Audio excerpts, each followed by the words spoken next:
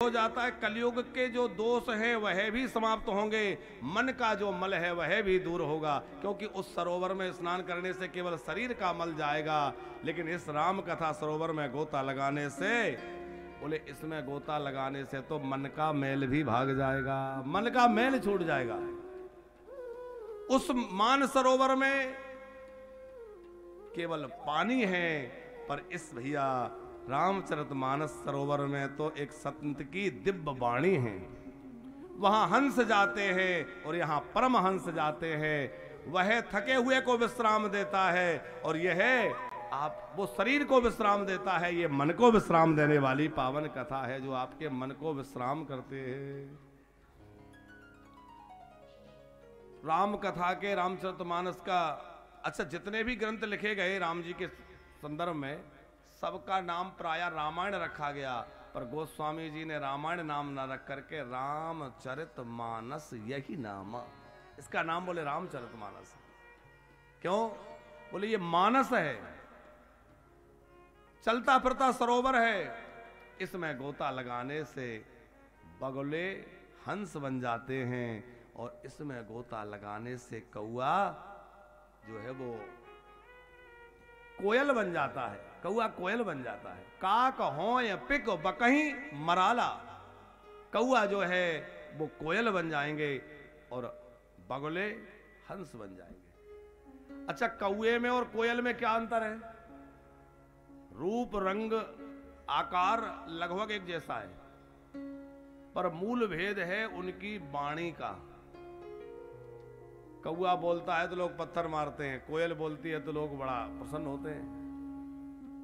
तो बोले जिनकी वाणी कठोर है, कर्कश है, उनकी वाणी भी इस राम कथा सरोवर में, संत कथा में सरोवर में डूबने से मीठी हो जाती है, साफ मधुर हो जाती है। मधुर वचन जब बोले उ कागा, काग वसुंध जी रामायण गाते हैं तो उनकी वाणी मधुर हो चुकी है। अच्छा, आनंद की बात देखिए, हमारे दो प्रमुख ग्रंथ, एक रामचरितमानस और एक भागवत।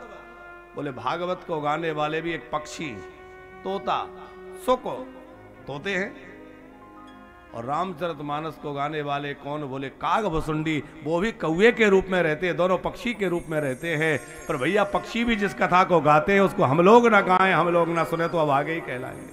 है? हंस और बगुले में क्या भेद है? बोले हंस और बगुला देखने में एक जैसे है, पर बगुला जो है वो कपट रूप कहा जाता है और हंस विवेक प्रधान होता है। बोले जो इस कथा गोत में, इस सरोवर में गोता लगाएगा उसका चित्त निर्मल हो जाएगा और वो हंस की तरह विवेकवान हो जाएगा, वो हंस बन जाएगा। जीवन में हंस परमहंस बनना है तो राम कथा में गोता लगाइए, भगवान की कथा का आनंद लीजिए। ये अद्भुत चरित्र राम जी के हैं। रामायण की रचना किसने की? रामचरितमानस की रचना किसने की? अच्छा आप लोग बतलाएं, किसने लिखा? हाँ नहीं, ये रामचरितमानस जिसकी हम लोग कथा कर रहे हैं, गोस्वामी तुलसीदास जी ने। लेकिन गोस्वामी तुलसीदास जी से किसी ने पूछा कि आप लिख रहे हैं? बोले ना, मैं नहीं लिख रहा। कौन ने लिखा? तो गोस्वामी जी कहते हैं इसके रचना करने वाले तो कोई और है, मैं रचनाकार नहीं हूं। रामचरितमानस के रचयिता कौन है? बोले रामचरितमानस के रचयिता तो भगवान शंकर हैं। रचि महेश निज मानस राखा, और पाए सो समय सेवासन आसा। भगवान शंकर ने इसकी रचना की है और भगवान शंकर के द्वारा यह ग्रंथ प्रकट हुआ है। रचयिता तो वो है। तो किसी ने तुलसीदास जी से पूछा रचयिता वो है तो आप क्या है? बोले मैं तो प्रकाशक हूं। जैसे कोई अपनी रचना लिखे और उस रचना को कोई प्रकाशित करा दे तो बोले मैं तो प्रकाशक हूं। अवधपुरी है चरित प्रकाश, अवधपुरी है चरित प्रकाश। नौमी भौम बारे मधुमा नौमी बाल मधुबासा। नौमी तिथि मंगलवार का दिन और चैत्र शुक्ल नवमी मंगलवार बोले वैसा सुयोग उपस्थित हुआ जैसा सुयोग श्री राम जी के प्राकट्य के समय था। त्रेता में जैसा सुंदर योग प्रकट हुआ था राम जी के प्राकट्य के समय पे, वैसा ही सुंदर संयोग पुनः प्राप्त हुआ और वैसे ही सुंदर सुंदर समय में गोस्वामी तुलसीदास जी ने रामचरितमानस को लिखना प्रारंभ किया। इसी अयोध्या धाम में पहले गोस्वामी तुलसीदास जी काशी में विराजते थे, वहां उन्होंने रामचरितमानस को लिखना चाहा, लेकिन वह संस्कृत भाषा में लिख रहे थे। विश्वनाथ जी की आज्ञा हुई, क्योंकि वो जो लिखते थे वो सब चोरी हो जाता था। लिखे चोरी हो जाए, परेशान हो गए। विश्वनाथ जी से प्रार्थना की, बाबा क्या बात है कि आप मुझसे प्रसन्न नहीं है? आज्ञा मिली, अयोध्या जाओ और संस्कृत में नहीं तुम हिंदी भाषा में ग्रंथ को प्रकट करो, भाषाबद्ध करो, जिससे सबको इस ग्रंथ की सुलभता हो। क्योंकि गोस्वामी तुलसीदास जी कौन है? आप विचार करिए, गोस्वामी तुलसीदास जी कोई साधारण मनुष्य नहीं है। साक्षात वाल्मीकि ऋषि ही गोस्वामी तुलसीदास जी बने हैं। कलि कुटिल जीव निस्तार हित वाल्मीकि तुलसी भयो। तो अब प्रश्न आता है कि वाल्मीकि कौन है? बोले वाल्मीकि ऋषि जो है वो साक्षात ब्रह्मा जी हैं। ब्रह्मा जी वाल्मीकि बन के आए। तो ब्रह्मा जी को वाल्मीकि बनने की आवश्यकता क्या पड़ी? बोले उसका कारण यह है कि वेद वेद्य जो परम तत्व परम ब्रह्म है, जो निर्गुण है, निराकार है, उसकी कीर्ति को, उसके यश को वेद गाते हैं। तो वेदों के द्वारा उस परम ब्रह्म को गाया गया है, लेकिन वह निर्गुण निराकार सगुण साकार होकर के दशरथ के आंगन में आकर के विहार करने लगे। दशरथ पुत्र बन गए, सगुण बन गए, साकार बन गए। तो उन वेदों की ऋचाओं ने, वेदों ने विचार किया कि भाई हमारा भी कुछ सरलीकरण होना चाहिए। वह निर्गुण निराकार सबके लिए सुलभ हो गया, सगुण हो गया, साकार हो गया, तो हम भी तो सबके लिए प्राप्त हों। तो जो ब्रह्मा जी वेदों को धारण करने वाले हैं, उन ब्रह्मा जी ने विचार किया कि क्या किया जाए। तो वह ब्रह्मा जी वाल्मीकि ऋषि के रूप में प्रकट हुए और वाल्मीकि ऋषि के रूप में प्रकट होकर के उन्होंने रामायण की रचना की। तो वो रामायण क्या है? बोले वेदों का ही भाष्य है। वाल्मीकि रामायण जो है वो वेद ही है। जो वेद नहीं पढ़ सकता वो वाल्मीकि रामायण का पाठ करे, उसको वेद पाठ का ही पूरा पूरा फल प्राप्त होगा। वाल्मीकि रामायण साक्षात वेद ही है, अलग नहीं है। लेकिन जिस समय राम जी राजमहल छोड़ करके वन की यात्रा पर निकले, कोल भील किरात निषाद सबरी सबसे मिले, वाल्मीकि जी ने सोचा कि भाई राम जी तो राजमहलों से निकल के वन में चले गए, तो इनका ग्रंथ केवल विद्वानों तक सीमित न रहे, इनकी कथा विद्वानों तक सीमित न रहे, बल्कि जन जन में राम कथा पहुंचना चाहिए। इसके लिए मुझे भाषाबद्ध करना होगा, क्योंकि संस्कृत भाषा आने वाले समय में लोग नहीं समझेंगे। ये बात उन्होंने उस समय विचार कर ली, तो कालज्ञ थे। क्योंकि आज संस्कृत ग्रंथों की कमी नहीं है, पर लोगों में संस्कृत के ज्ञान का अभाव होने के कारण कितने लोग उसको समझ पा रहे हैं? लोग संस्कृत जानते ही नहीं है। तो संस्कृत भाषा के अनेक बड़े श्रेष्ठ ग्रंथ हैं, बड़े श्रेष्ठतम ग्रंथ हैं, पर हम लोगों की पहुंच उतनी नहीं होती, जन सामान्य संस्कृत को समझ नहीं पा रहा है। इसलिए कलि कुटिल जीव निस्तार है, तो वही वाल्मीकि ऋषि जो है वो स्वामी तुलसीदास जी के रूप में प्रकट हो गए। और तुलसीदास जी के रूप में प्रकट होकर के उन्होंने उसी रामायण को, जो वाल्मीकि रामायण है, उसी को यहां ला करके और रामचरितमानस के रूप में भाषाबद्ध किया है। लेकिन गोस्वामी जी ने एक बात स्वीकार की है कि ऐसा नहीं कि मैं केवल वही लिख रहा हूं जो वहां लिखा है। तो नाना पुराण निगमागम, मैं नाना पुराणों के द्वारा इसमें उद्धरण देते हुए नाना पुराणों की कथा इसमें सम्मिलित कर रहा हूं। नाना पुराण का मतलब है 18 पुराण के इतर भी पुराण, माने 18 जो पुराण हैं वो तो हैं ही, 18 उपपुराण भी हैं, 18 औप पुराण भी हैं। तो पुराण, उपपुराण, औप पुराण सबको लाकर मैंने यहां निबद्ध कर दिया है। इसलिए वो कह रहे हैं नाना पुराण, निगम आगम, निगम माने वेद और शास्त्र, सबको लाकर रखा। और उसके अलावा क्वचिदन तो अपी, बोले उसके अलावा भी मैंने कई चीजें लाके रखी। बोले वो कहां से लाए? ना जो वेदों में है, ना शास्त्र में है, ना पुराणों में है, ना उपपुराण में, वो कहां से लाए? बोले वो है संत मत, साधु मत।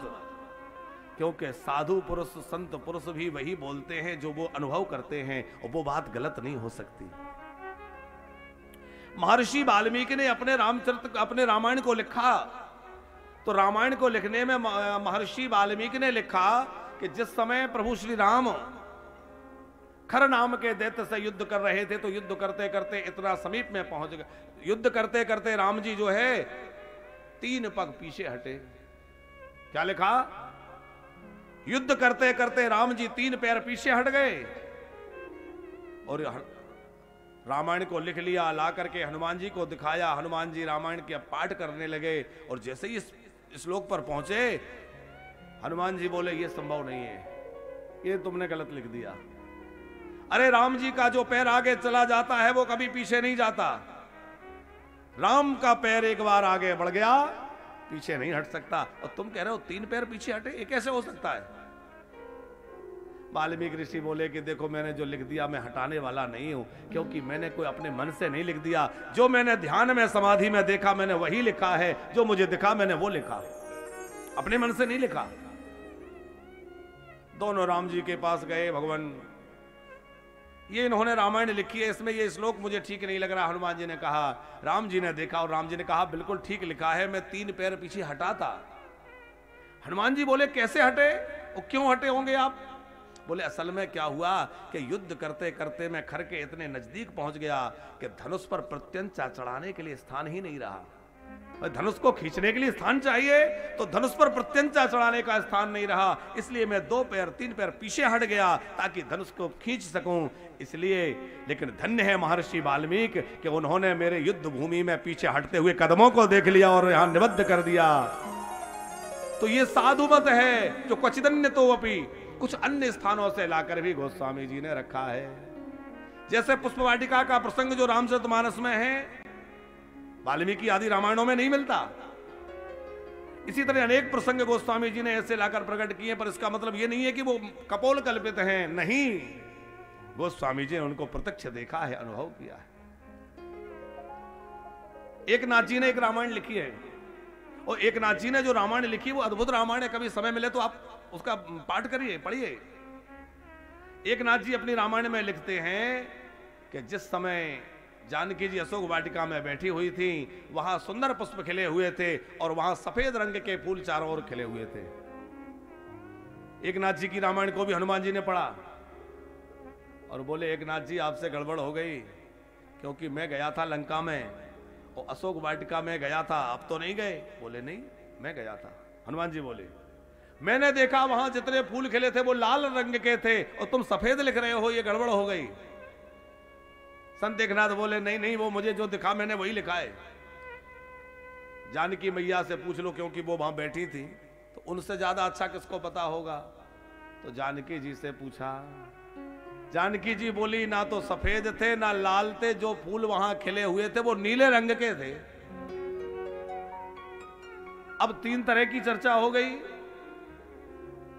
तो तीनों प्रभु राम के पास पहुंचे, प्रभु आप इसका निर्णय करिए ना कि वहां कैसे फूल खिले हुए थे। राम जी बोले कि एक नाथ ने जो लिखा है वो बिल्कुल ठीक लिखा है, वहां सफेद रंग के फूल ही खिले हुए थे। हनुमान जी बोले प्रभु आप भी पक्षपात करते, मैं तो गया था। बोले हनुमान उस समय उन राक्षसों के आतंक को देखकर तुम्हारे नेत्रों में इतना क्रोध था कि लालिमा तुम्हारे नेत्रों में थी, और क्रोध के कारण तुम्हें वहां के पुष्प लाल दिखाई दे रहे थे, बाकी वहां के पुष्प लाल नहीं थे। जानकी जी के नेत्रों में तो सदा मैं रहता हूं, नाम पाहेरो दिवस निसी, ध्यान तुम्हारो कपाट, लोचन जंत्रित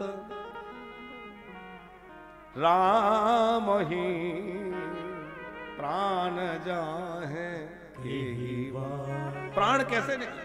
तो जानकी के नेत्रों में निरंतर रघुनाथ जी विराजमान है, इसलिए रघुनाथ जी कैसे हैं? नील सरोरहो नीलमणि, नीलमणि है प्रभु, इसलिए उनको सब कुछ नीला नीला दिखाई दे रहा था। तो ये साधु मत है। एक नाथ जी कहते हैं मैंने जो देखा मैंने वही लिखा, अपने मन से नहीं लिखा। तो गोस्वामी तुलसीदास जी जो कह रहे हैं नाना पुराण निगमागम सम्मतम इद रामायण क्वचिदन्य तोपि, मैं कुछ अलग से भी लिख रहा हूं। अलग से कहां से लिख रहे हैं? बोले जो मैंने साधुओं से सुना अथवा अनुभव किया मैं उसको लिख रहा हूं। गोस्वामी तुलसीदास जी ने अद्भुत रामचरितमानस को प्रारंभ किया है। कहां से? इसी अयोध्या धाम में चैत्र महीना शुक्ल पक्ष नवमी तिथि और मंगलवार का दिन। नवमी भौम बार मधुमासा, नवमी भौम बार मधुमासा, अवधपुरी है चरित प्रकाशा, अवधपुरी चरित प्रकाशा, नवमी भौम बार मधुमासा, नवमी भौम बार मधुमासा। देखिए हमारे पूज्य पिताश्री भी जिनसे हमें ये कथाओं की प्रेरणा और इस धर्म मार्ग पर, इस मार्ग पर चलने की प्रेरणा मिली। तो पूज्य पिताश्री, पूज्य चाचाश्री, माताश्री सब लोग पधारे हैं, आपका आशीर्वाद प्राप्त हो रहा है। श्री चरणों में हम बारंबार वंदन करते हैं। बोले भक्त वत्सल भगवान की।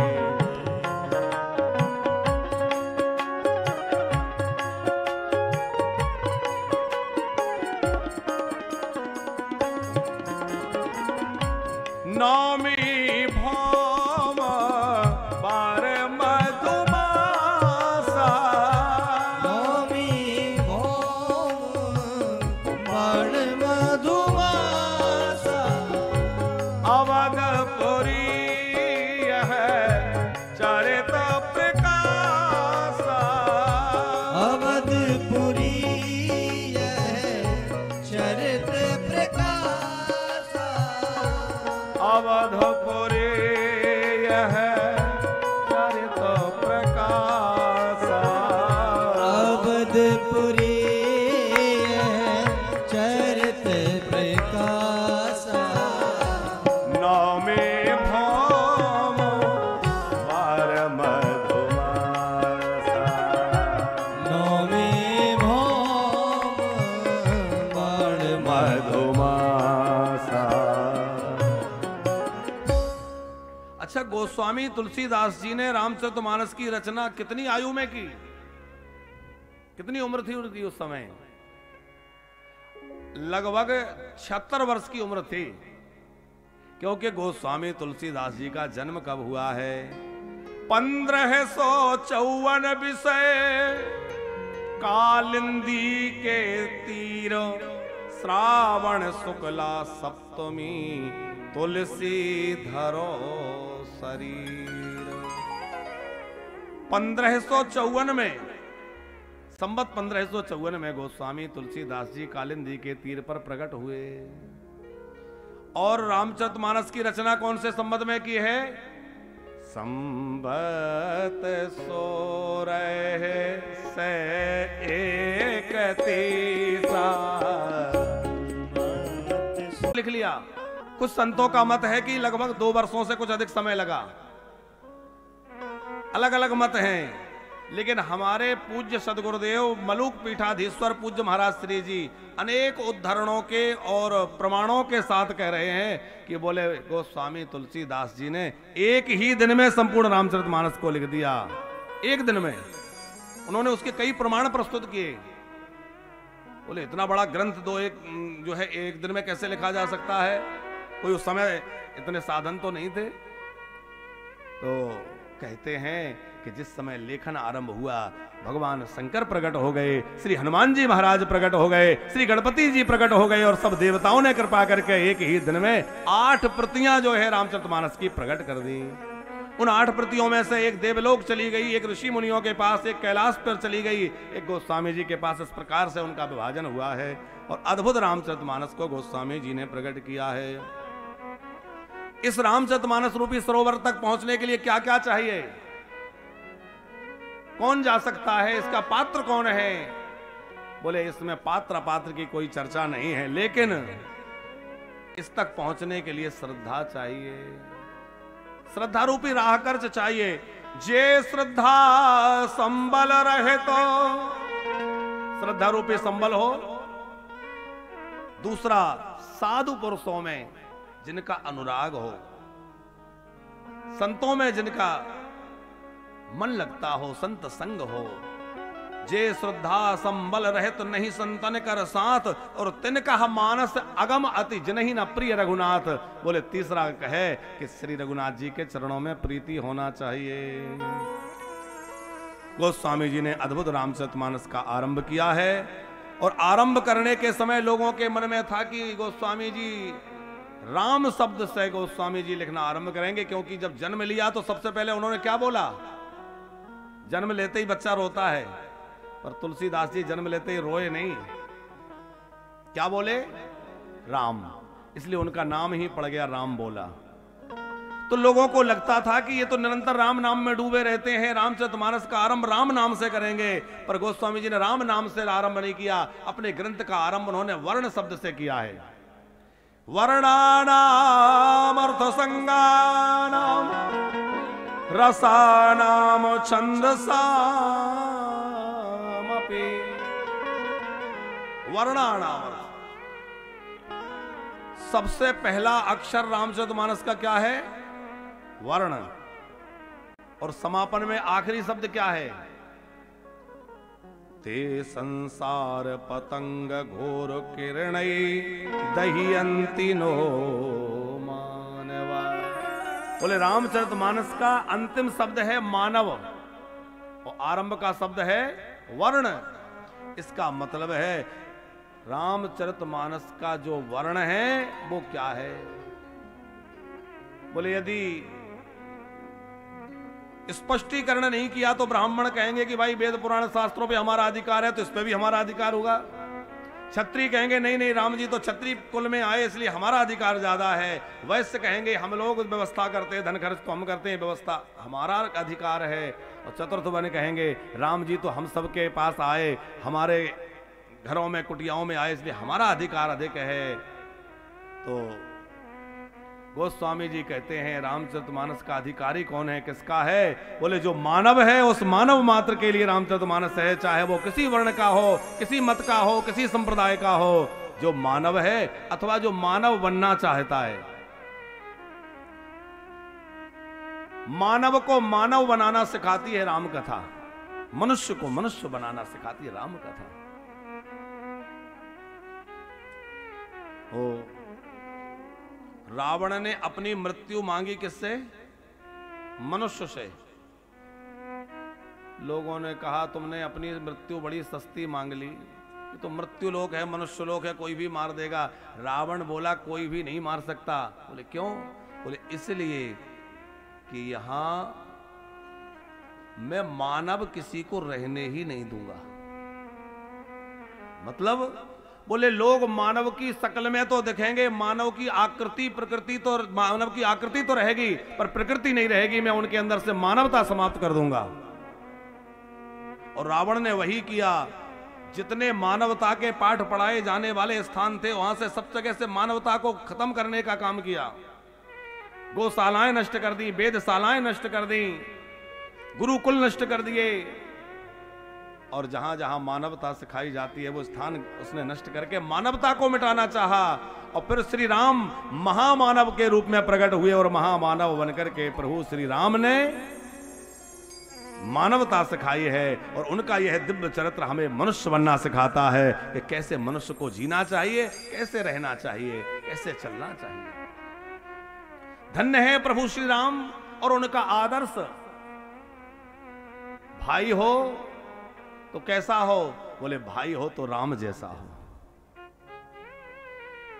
एक भाई वो हैं जिनके कारण महाभारत हुआ।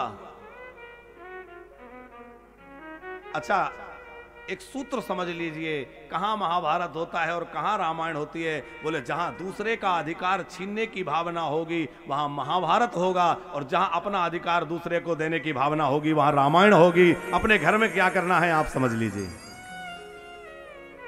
अयोध्या जैसा राज सिंहासन, चक्रवर्ती सम्राट का पद, और राम जी कह रहे हैं मेरा भैया भरत राजा बनेगा, मुझे कितना अच्छा लगेगा कि मैं सम्राट का बड़ा भाई हूं। भरत जी कहते हैं ये सारी संपत्ति तो राम जी की है, संपत्ति सब रघुपति की, यहां मैं कैसे राजा बन सकता हूं? भाई हो तो राम जैसा, पुत्र हो तो राम जैसा। एक बार राम जी ने पूछा नहीं कि मेरा अपराध क्या है जो राज तिलक करते करते वनवास कर दिया। अपने पिता के सत्य की रक्षा के लिए हंसते हंसते राम ने वन का वर्ण कर लिया और राम जी वन में चले गए। पुत्र हो तो राम जैसा, मित्र हो तो राम जैसा। जब राम जी ने सुग्रीव को अपना मित्र कह दिया, एक बार सखा कह के, और हाथ पकड़ लिया, तो जब तक सुग्रीव को राजगद्दी पर बिठा नहीं दिया तब तक चैन नहीं लिया, और अपने ब्रह को, अपने दुख को राम जी सर्वथा भूल गए कि मेरी पत्नी जानकी का हरण हो गया है, मुझे क्या करना, वो सब भूल गए। अपने सुग्रीव के, अपने मित्र के दुख में दुखी हो रहे हैं। मित्र हो तो राम जैसा, पति हो तो राम जैसा। अच्छा, आपने कभी विचार किया कि राम जी सोने के मृग के पीछे क्यों चले गए? अरे राम जी तो परमात्मा है, हम आपसे भी कोई कहे कि सोने का हिरण जा रहा है तो क्या आप मानेंगे? क्योंकि सोने का हिरण होता ही नहीं है। जब सोने का हिरण नहीं होता तो राम जी ने कैसे मान लिया कि हाँ सोने का हिरण है और पीछे चले गए? बोले राम जी जानते हैं, अरे वो परमात्मा है, वो सर्वज्ञ, वो तो बात अलग है, लेकिन मनुष्य हो तब भी जान जाए कि ये मनुष्य, ये असली नहीं है, माया है। लेकिन क्यों चले गए? बोले उसका कारण ये है कि जब से जानकी जी, किशोरी हमारी जानकी जी जनकपुर से आई हैं, तब से आज तक कुछ मांगा ही नहीं, और आज पहली बार जानकी जी ने कुछ मांग रखी है, और मैं मना कर दूंगा तो इनको बहुत दुख पहुंचेगा। इसलिए राम जी धनुष्बाण उठा करके मृग के पीछे चले गए, किशोरी जी का भाव रखने के लिए, उनको आदर देने के लिए। महर्षि वाल्मीकि अपने ग्रंथ में लिखते हैं, रामायण में लिखते हैं, असंभवम है मृगस्य जन्मा तथापि रामो लुलभो मृगाय। असंभव है कि पृथ्वी पर स्वर्ण मृग जन्म ले ले, फिर भी राम जी चले गए। क्यों? बोले इसलिए कि राम जी ने विचार किया कि यदि मैं नहीं गया तो जानकी के मन में क्षोभ हो जाएगा, दुख होगा। तो पति हो तो राम जैसा, और शत्रु भी मिले, मान लो कोई शत्रु बने भी तो कैसा हो? बोले वो भी राम जैसा होना चाहिए, क्योंकि बैरी ही राम बढ़ाई करहीं। बैरी भी राम की बढ़ाई करते हैं। एक बार राम रावण युद्ध चल रहा था, वाल्मीकि रामायण का प्रसंग है। हनुमान जी को करुणा आ गई, हनुमान जी को लगा कि देखो राम जी नीचे से युद्ध कर रहे हैं, ये रथ में बैठा है। जैसे विभीषण देख विभीषण भय हुआ धीरा, वैसे ही हनुमान जी को भी एक बार बड़ा शोक हो गया। तो हनुमान जी ने राम जी को उठा के अपने कंधे पे बिठा लिया। आप तो कनक भूदराकार शरीरा। हनुमान जी ने अपने कंधे पर राम जी को बिठा लिया, एक पैर इधर से एक पैर इधर से। राम जी धनुष बाण चला रहे हैं, हनुमान जी बड़े वेग से यहां से वहां पहुंच रहे हैं। रावण ने तक करके एक बाण हनुमान जी के मस्तक पर मारा, और हनुमान जी के मस्तक में बाण लगा, रक्त की धारा बह चली, और वो राम जी के पैरों पर रक्त गिरा। और राम जी ने देखा कि मेरे प्रिय, मेरे सेवक हनुमान का रक्त बह रहा है। राम जी को रोष आ गया, और राम जी ने ऐसे बाणों की बौछार रावण पर की कि रावण जो है व्याकुल हो गया, रथ चूर चूर हो गया, और धराशायी होकर के मूर्छित हो गया रावण। राम जी चाहते तो वहीं समाप्त कर देते, लेकिन राम जी हृदय दया से भर गया।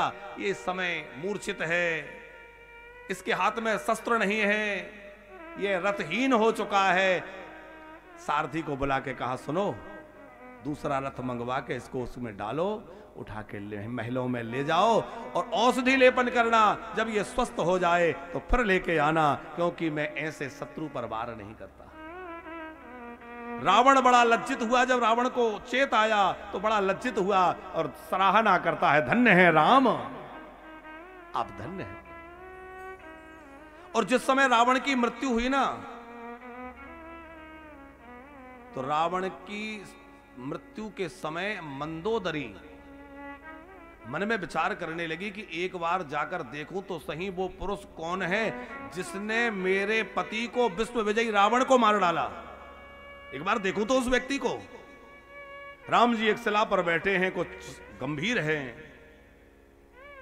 कुछ नेत्र मुधे हैं, लेकिन कुछ सोच रहे हैं। पीछे से मंदोदरी आई। मंदोदरी की परछाई सहसा राम जी पर पड़ी। सहसा परछाई पड़ी तो राम जी को लगा कि कोई आया है, कोई महिला है। सहसा राम सहम गए, उठकर खड़े हो गए, प्रणाम किया। आप कौन हैं? बोले, मैं अभागिन, आपके शत्रु दशानन रावण की विधवा पत्नी मंदोदरी। राम जी बोले, देखो, मैंने तुम्हारा सौभाग्य उजाड़ा है। मंदोदरी बोली, मैं कोई शिकायत करने नहीं आई हूं, मुझे कोई तकलीफ नहीं है, क्योंकि उसके कर्म ऐसे थे। पर मैं तो ये देखने आई थी कि आखिर वो पुरुष कौन है, कैसा है, जिसने विश्व विजेता त्रिलोक विजयी रावण को धराशायी कर दिया। ऐसा उसमें क्या है जो मेरे पति में नहीं था, ये देखने आई थी। तो राम जी ने पूछा, फिर आपको क्या दिखा? तो वो मंदोदरी बोली, मुझे मेरा उत्तर मिल गया। क्या उत्तर मिला? बोले, मुझे उत्तर ये मिल गया कि एक मेरा पति, जो मेरे जैसी तमाम पत्नियां होते हुए भी एक वनवासी की पत्नी को धोखे से उठा लाया, एक मेरा पति था। और एक राम है कि जिनके ऊपर किसी नारी की परछाई भी पड़ी तो सहम करके खड़े हो गए। जो किसी नारी की परछाई से भी बचता है वो राम है। और एक बोले मेरा पति है जो दूसरे की नारी को उठा लाया है, जिसमें चरित्र की इतनी प्रधानता हो, वो राम है। आज जीवन में जो लोगों के विकृति आ रही है, चरित्र का नैतिक पतन हो रहा है, समाज का पतन हो रहा है, यदि आज हम रामचरितमानस पढ़ें और घर घर में रामायण पढ़ी जाए तो साहब जीवन सुधर जाएगा। और जीवन की कोई ऐसी समस्या नहीं जिसका समाधान रामचरितमानस में ना हो। एक घटना मुरारी बापू हमें प्रायः सुनाया करते थे। गर्ग साहब मुरारी बापू एक घटना सुनाते। बोले, एक बुजुर्ग रामचरितमानस का गुटखा साथ में लेके चलते, कहीं समय मिलता पाठ करते। रेलवे स्टेशन पर बैठे, ट्रेन आने में समय था, रामचरितमानस पाठ करने लगे। किसी नवयुवक ने देख करके हंसी उड़ाई। इनको कोई काम नहीं है, वही ग्रंथ रटे जा रहे हैं, रटे जा रहे हैं। हंसता हुआ चला गया। बुजुर्ग ने कुछ कहा नहीं। थोड़ी देर बाद रेलगाड़ी आई। संयोग से वो बुजुर्ग भी उसी गाड़ी में बैठे, उसी में वो नवदंपति भी बैठने थे, पति पत्नी दोनों। वो युवक तो बैठ गया, उसकी पत्नी छूट गई प्लेटफॉर्म पे। अब वो हड़बड़ाया, मेरी पत्नी, अरे कोई जंजीर खींचो, कोई ट्रेन रुकवाओ, मेरी पत्नी छूट गई। गाड़ी रुकवाई गई, पत्नी को चढ़ाया, और जब वो हाँफते हुए थोड़ा सा ठीक हुआ तो बाबा मुस्कुराए और उन्होंने पूछा, बेटा, यदि तूने रामचरितमानस पढ़ा होता तो आज तेरी पत्नी छूटती नहीं। वो झल्लाकर बोला, इससे रामचरितमानस से क्या लेना देना? बोले, इसलिए कि यदि तूने पढ़ा होता तो उसमें लिखा है कि राम जी नाव में चढ़े तो प्रिय ही चढ़ाए, चढ़े रघुराई। पहले राम जी जानकी जी को चढ़ाते हैं, बाद में राम जी चढ़ते हैं। यदि तूने रामायण पढ़ी होती तो पहले तू अपनी पत्नी को चढ़ाता, फिर खुद चढ़ता। लेकिन खुद पहले चढ़ गया और वो छूट गई, इसका मतलब तूने रामायण नहीं पढ़ी। तो जीवन की कोई ऐसी स्थिति नहीं जो रामायण में जिसका समाधान ना हो। मानव को मानव बनाने के लिए यदि सर्वोत्कृष्ट कोई ग्रंथ है तो वह रामचरितमानस है। भाई से भाई का व्यवहार कैसा हो, पति पत्नी का व्यवहार कैसा हो, मित्र मित्र का व्यवहार कैसा हो, अद्भुत ग्रंथ रामचरितमानस है। गोस्वामी जी अपने मंगलाचरण में वर्ण शब्द से ग्रंथ का आरंभ करते हुए लिख रहे हैं, वर्णानाम अर्थ संघानाम रसानाम छंदसामपि मंगला नाम च कर्तारौ वंदे वाणी विनायकौ। बोले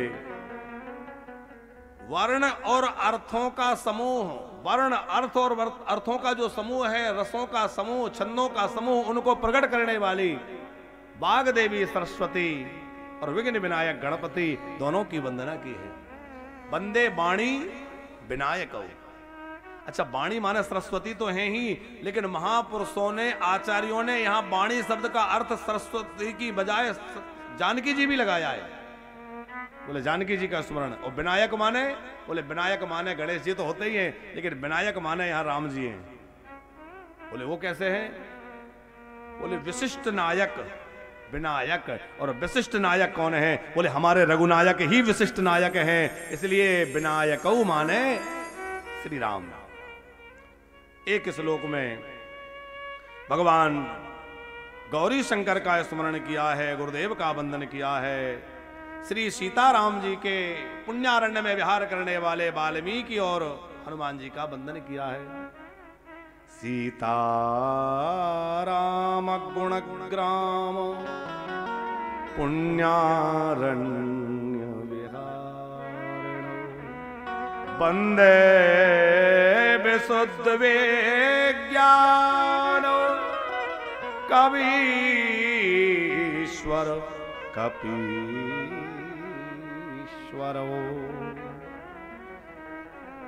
देखो कई वन हैं, दंडकारण्य है जैसे, वैसे ही श्री सीताराम जी की कथा का पुण्यारण्य। अरण्य माने वन। सीताराम जी के सुंदर सुयस के वन में दो पक्षी, बोले एक श्री हनुमान जी और एक वाल्मीकि जी, दोनों जिसमें विहार करते हैं। अच्छा, वन में आप जा रहे हैं और आप वन में से निकलें तो भटकने का भय रहता है। जंगल का रास्ता है, आपने रास्ता ठीक से नहीं देखा है, हो सकता है रास्ता भटक जाए, तो जंगल में रास्ता भटक जाओ तो फिर रास्ते पे आना बड़ा मुश्किल हो जाता है। लेकिन उस जंगल में, उस वन में रहने वाले कोई कोलभील हो या कोई वनवासी लोग हों जिनको उसका पग पग पता है कहाँ का रास्ता कहाँ से निकला है, और उनका साथ पकड़ लें, उनको साथ में ले लें, तो वो आपको मंजिल तक बड़े आराम से पहुंचा देंगे। बोले श्री सीताराम जी के जो पुण्यारण्य का वन है, पुण्यारण्य है, उसमें दो लोग रहते हैं, निरंतर वास करते हैं। कौन? बोले वंदे विशुद्ध विज्ञानौ कवीश्वर कपीश्वरौ। एक कवीश्वर हैं माने एक वाल्मीकि जी हैं, और एक हनुमान जी हैं जो निरंतर इसी में वास करते हैं। इनका आश्रय ले लें तो ये इससे हमें पार लगा के रघुनाथ जी को मिला देंगे। वंदे विशुद्ध विज्ञानौ, ये दोनों विशुद्ध विज्ञानी हैं। और विज्ञानी किसे कहते हैं? आजकल विज्ञानी की परिभाषा बदल गई, लेकिन विज्ञानी का वास्तविक अर्थ क्या है? बोले ज्ञानम शास्त्रोक्त पदार्थानाम परिज्ञानः सा ज्ञानी। जिसको पदार्थों का शास्त्रीय ज्ञान हो करके सत असत का भान हो जाए वो ज्ञानी है। लेकिन विज्ञानी कौन है? बोले विज्ञानम तो शास्त्रज्ञ ज्ञाता नाम तथै स्वानुभाव करणम सा विज्ञानी। जो वेद शास्त्रों के द्वारा विवेक प्राप्त करके तथैव स्वानुभाव करणम माने उसकी अनुसार अपने जीवन को ढाल करके और सेवा में लग जाए, वह विज्ञानी है। भैया ज्ञानी हो जाना बड़ी बात नहीं है, ज्ञान आने के बाद वैसा आचरण हो जाना। ज्ञान में तो आ गया, हमें ज्ञान तो हो गया कि ये गलत है ये सही है, फिर भी हम उस गलत को छोड़ नहीं रहे और सही को कर नहीं रहे। तो विज्ञानी का मतलब है जो समाज के लिए समर्पित होकर परोपकार के कामों में लग करके और सेवा के कार्यों में लग करके और शास्त्र विधि से जीवन जीते हुए और परोपकार में लगा हुआ है वह विज्ञानी है। उसके बाद एक श्लोक में भगवती जानकी की वंदना की है। उद्भव स्थिति संहार कारणिम क्लेश हारणिम सर्वश्रेष्करिम सीता न तो हम राम वल्लभा। जानकी जी के लिए गोस्वामी जी ने पहले लिखा, बोले जो उद्भव माने सृजन, पालन और संहार करने वाली हैं, उन जानकी जी की हम वंदना करते हैं। उद्भव स्थिति संहार करने वाली हैं। अच्छा आप विचार करिए, उद्भव करने का काम तो ब्रह्मा जी का है, सृजन कौन करता है? ब्रह्मा जी। पालन विष्णु भगवान, संहार भगवान शंकर करते हैं। और यहां गोस्वामी जी कह रहे हैं कि जानकी जी सब सृजन करती हैं, पालन करती है, संहार करती हैं, तो ये बात सिद्ध कैसे होगी? तो बोले सृजन तो ब्रह्मा जी करते हैं, पर ब्रह्मा जी को सृजन की शक्ति कौन देता है? बोले जानकी जी की शक्ति से ही तो ब्रह्मा जी सृजन कर पाते हैं, भगवान विष्णु पालन कर पाते हैं और रुद्र संहार करते हैं। उद्भव स्थिति संहार कारणिम क्लेश हारणिम, क्लेशों का हरण करने वाली हैं। सर्व श्रेयस्करीम, सब प्रकार से श्रेय करने वाली हैं, सब प्रकार से मंगल करने वाली हैं जानकी जी। सर्वश्रेयस्करीम, श्रेय माने होता है कल्याण, और सबसे बड़ा कल्याण क्या है? बोले सबसे बड़ा कल्याण है भगवान की प्राप्ति, और भगवान की प्राप्ति कराने वाली हमारी किशोरी जी हैं। गर्ग साहब, राम जी चित्रकूट में थे, इंद्र का पुत्र जयंत आया और आकर के कौआ का रूप धारण किया और जानकी जी के चोंच में उसने चोंच मार दी। राम जी का बल देखना चाहता था, प्रभाव देखना चाहता था। उस समय जानकी जी बैठी हैं और वह कौआ आया। अच्छा, राम जी का जो मस्तक है वो जानकी जी की गोद में रखा है, राम जी के नेत्र बंद हैं, लेटे हुए हैं। कौए ने चरण में चोंच मारी सो मारी, उनके वक्ष स्थल पे चोंच मार दी जानकी जी के। जयंत, इंद्रपुत्र जयंत है, कौआ बन करके जानकी जी के वक्ष स्थल पे चोंच मार दी। वाल्मीकि ऋषि लिखते हैं वक्ष पे चोंच मारी, रक्त की धारा बही और वो रक्त की बूंदें राम जी के कपोल पर गिरी। राम जी उठे, ये क्या है? रक्त की धारा। राम जी को सहन नहीं हुआ, ये किसने किया? देखा तो पेड़ पर बैठा हुआ जयंत कौआ, एक सीख का बाण उठाया और उसके पीछे छोड़ दिया। अब वो उस सीख के बाण से व्याकुल हो गया और अपने पिता इंद्र के पास गया, मुझे बचाइए। इंद्र बोला कि जल्दी भाग, नहीं तो स्वर्ग जल के भस्म हो जाएगा, राम विरोधी को मैं नहीं रख सकता। भागते भागते वह शिवजी के पास गया, ब्रह्मा जी के पास गया, किसी ने नहीं उसकी रक्षा की और लौट के आया तो नारद जी को उस पर थोड़ी दया आ गई। बोले राम जी के शरण में चला जा बाबरे, यहां वहां मत भटक, नहीं तो मर जाएगा। और वो आकर के राम जी के चरणों में उल्टा गिरा। पक्षी जब कभी गिरता है तो आप देखिएगा, पक्षी कभी भी गिरेगा तो वो उल्टा गिरेगा, पंख उसके जो पैर हैं ऊपर रहेंगे, उल्टा आके गिरा राम जी के चरणों में। जानकी जी को उसको ऐसे व्याकुल अवस्था में गिरा हुआ देखकर दया आ गई और किशोरी जी ने उसको अपने हाथ से उठाया और राम जी के चरणों में सीधा कर दिया। राम जी से कहा देखो अब इसको मारना मत। राम जी बोले इसको छोड़ूं कैसे, इसने तुम्हारे ऊपर प्रहार किया है। बोले देखो छोटा बच्चा है, अपराध हो गया, आप क्षमा कर दीजिए, आप तो क्षमाशील हैं। राम जी बोले ये छोटा बच्चा नहीं है, इंद्र का पुत्र है, बड़ा अभिमानी है। जानकी जी बोली नहीं नहीं, मुझे तो ये छोटा बच्चा ही लगता है। अरे जैसे छोटे बच्चे को प्रणाम करना भी नहीं आता ना, छोटे बच्चे से कहो महाराज जी को प्रणाम करो, महाराज जी इधर बैठे वो इधर लौट रहे हैं, उसको प्रणाम करना भी नहीं पता। तो इतना अबुद्ध छोटा बालक कोई हो, इस तरह से ये है कि प्रभु कोई भी प्रणाम करे सीधा करता है। आपके ऊपर जो ऊपर पैर करके ये गिरा, तभी मैं समझ गई कि ज्यादा जानता कुछ नहीं, अबुद्ध बच्चा है, पैर इसके ऊपर थे। और प्रभु एक बात बतलाइए, कि मां का दूध पीते पीते बच्चा उसके आंचल को काट दे, कदाचित दांत लग जाए, तो क्या मां नाराज होती है? राम जी बोले नहीं। तो बोले ये बच्चा है, यदि इसका चोंच लग गई तो कोई बात नहीं है, मैंने इसको क्षमा किया, आप भी इसको क्षमा कर दीजिए, आखिर ये बच्चा ही तो है। ये जानकी जी की करुणा है।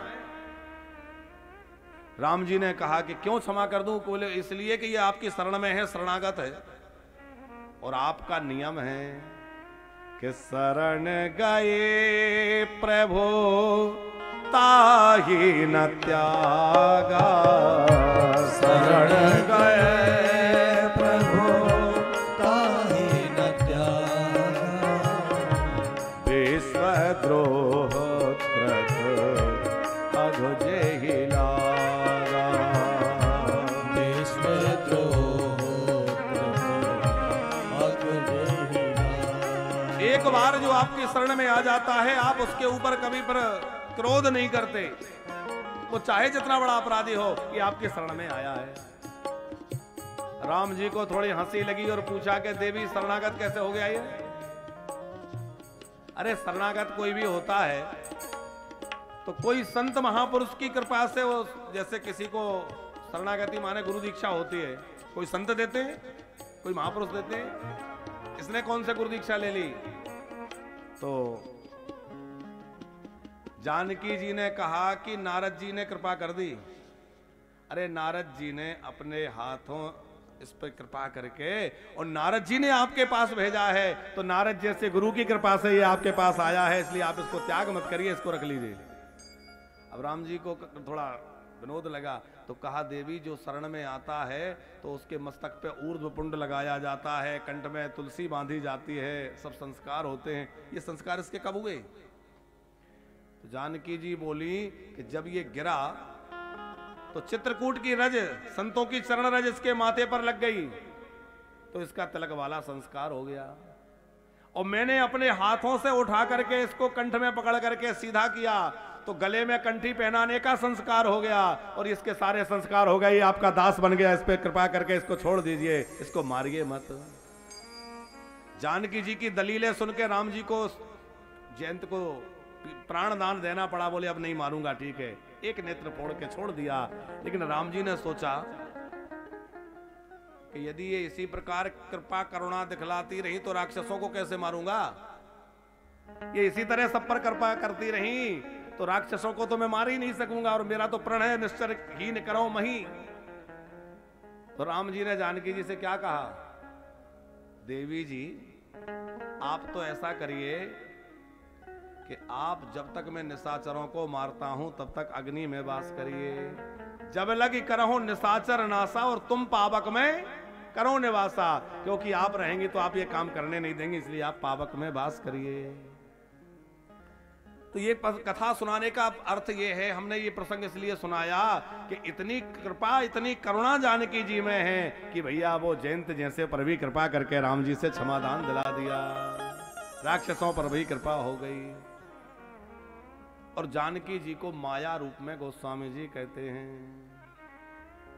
अच्छा, जिस समय अयोध्या से राम लक्ष्मण जानकी निकले और जहां सुमंत जी ने रथ से छोड़ दिया, गंगा का पार हुए, पैदल यात्रा जब चले तो आगे आगे राम जी और सबसे पीछे लक्ष्मण जी, बीच में जानकी जी। तो गोस्वामी जी उपमा क्या देते हैं? ब्रह्म जीव विच माया जैसे। अच्छा, चलते चलते क्या हुआ? बहुत ध्यान से सुनिएगा, बड़ा आनंद का प्रसंग है। बोले चलते चलते जानकी जी का मुख सूख गया, प्यास लगाई, अदृष्ट सूखने लगे। राम जी समझ गए जानकी जी प्यासी हैं, लक्ष्मण जी को इशारा किया थोड़ा पानी ले आओ। लक्ष्मण जी कमंडल लेकर के जल भरने गए। राम जी ने कहा हम लोग धीरे धीरे आगे बढ़ते हैं। थोड़ी दूर जानकी जी राम जी बढ़े। जानकी जी बोली प्रभु बहुत देर हो गई, लक्ष्मण दिखाई नहीं दे रहे हैं, बहुत पीछे तक लक्ष्मण दिख नहीं रहे, तो आप थोड़ी देर रुक जाइए। राम जी बोले कोई बच्चा थोड़ा ही है, आ जाएगा, हम लोग चलें? तो जानकी जी बोली नहीं नहीं, नाथ लखन है लरिका, वो छोटा बच्चा है, कहीं भटक जाएगा, डर जाएगा, इसलिए आप थोड़ी देर रुके रहिए, लक्ष्मण को आ जाने दीजिए। तो राम जी ने पूछा, देवी आज तुम कह रही हो नाथ लखन है, ललिका छोटा बच्चा है, और जिस समय मैं तुम्हें समझा रहा था कि मेरे साथ वन में मत चलो, तो तुम कह रही थी मेरे साथ मेरा प्रतापी देवर लक्ष्मण साथ में है। एक तो आप साथ में हैं और प्रतापी लक्ष्मण साथ में। उस दिन कह रही थी प्रतापी लक्ष्मण, और आज कह रही हो नाथ लखन है, ललिका छोटा बच्चा है। तो जानकी जी मुस्कुरा के बोली, भगवान बात यह है, पहले मैं उनको देवर मानती थी तो मुझे लगता था प्रतापी वीर हैं, लेकिन अब बोले अब देवर नहीं मानती, तो अब मैं बेटा मानती हूं। कब से?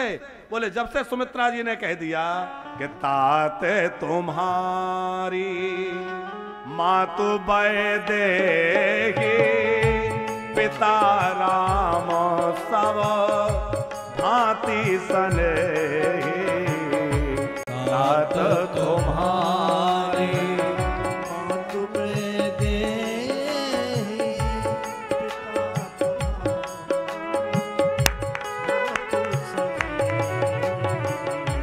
तात तुम्हारी मातु बैदेही, पिता राम सब भांति सनेही, तात तुम्हारी मातु बैदेही,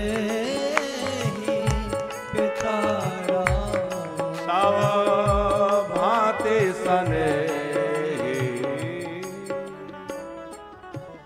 जब से सुमित्रा जी ने कह दिया तात तुम्हारी मां तो बैदेही, तो मां के लिए तो बेटा चाहे जितना बड़ा हो जाए बच्चा ही रहता है। बेटा चाहे जितना बड़ा हो जाए, लेकिन मां के लिए तो वो छोटा ही बच्चा दिखता है। बोले मेरे लिए तो लक्ष्मण छोटा बच्चा ही है। तो राम जी रुक गए। अच्छा राम जी कौन है? अब इस कथा को दूसरे ढंग से सोचिए। राम जी हैं ब्रह्म और लक्ष्मण जी हैं जीव। तो जीव पीछे अटक गया और ब्रह्म आगे निकल गया। तो ब्रह्म को रोक के रखा किसने?